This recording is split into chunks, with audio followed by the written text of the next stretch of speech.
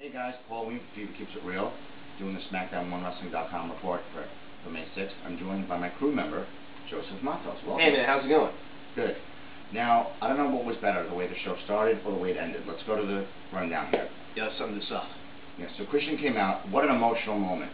I mean, he's crying, he's saying all these lovely things. And yeah, the man has been eluded from the World Heavyweight title his entire career. 17 years. And he finally had it. He finally achieved his dream.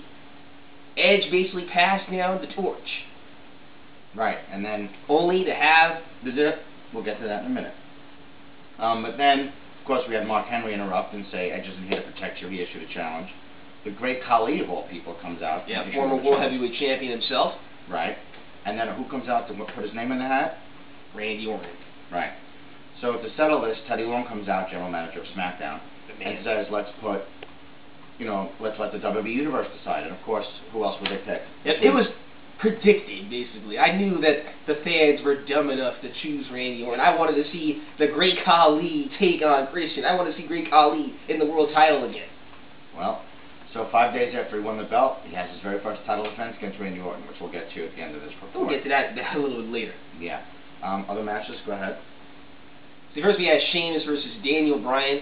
And Daniel Bryan put one hell of a battle against Sheamus. But the big difference maker was the bicycle kick from the outside from the apron. Mm-hmm. Yep, and then again, when he got back in the ring.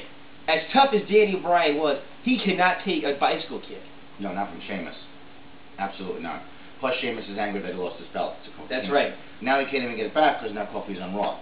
That's right. And also, Sheamus' bicycle kick rivals Giant Bernard's bicycle kick in Japan. Oh, yeah. Oh, yeah. Then, again, Cody Rhodes comes out with the paper bags, and he's getting weirder and weirder every week. Look, I have the perfect... ever since Rey Mysterio accidentally broke his face... Remember, accidentally. Accidentally. This was an accident. But, he's traumatized.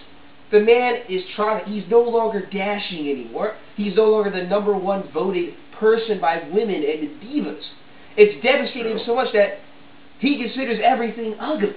That's why he had his assistants hand the paper bag so he could hide the ugliness. Well, you still got to get over yourself. But then we had a match that I was looking forward to for weeks. Finally, Ezekiel Jackson versus Yes, Big Show. for me, this was the dream match. Right. This is a WrestleMania-made match. It really is. Yeah.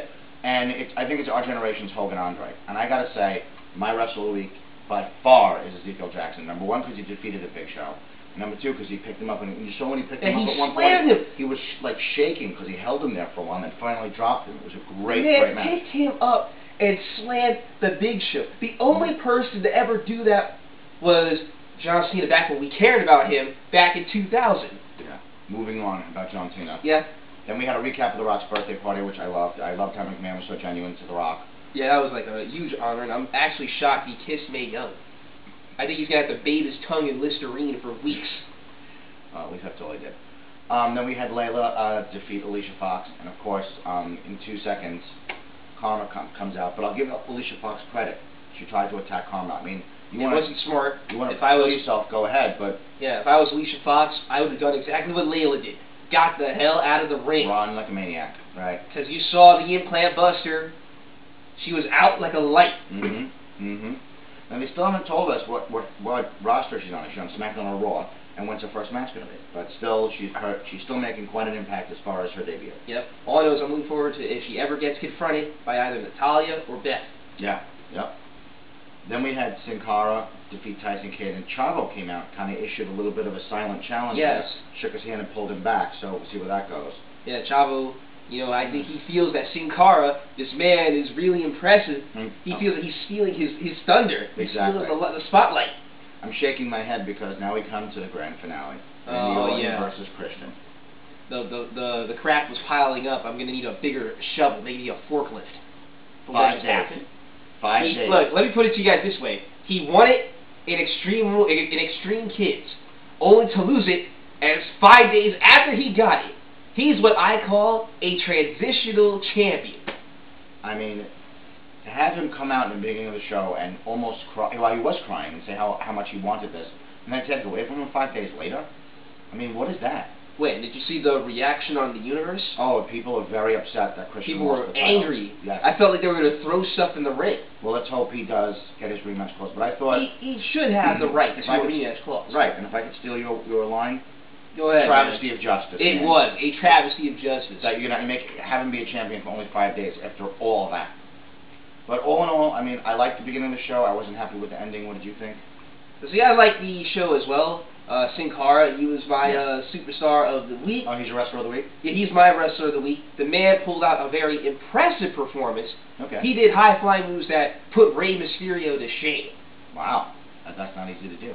Hey, come on, the guy flipped over from the outside to the ring. Yep.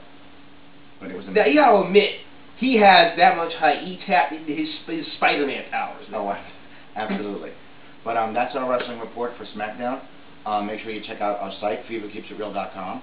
And don't forget to go to onewrestling.com. It's a great website. You know, you'll see me there every week. So, for Paul and Wayne from Fever Keeps It Real, for my crewman Joseph Matos, this is Paul and Joseph for onewrestling.com, and we will see you at the next match.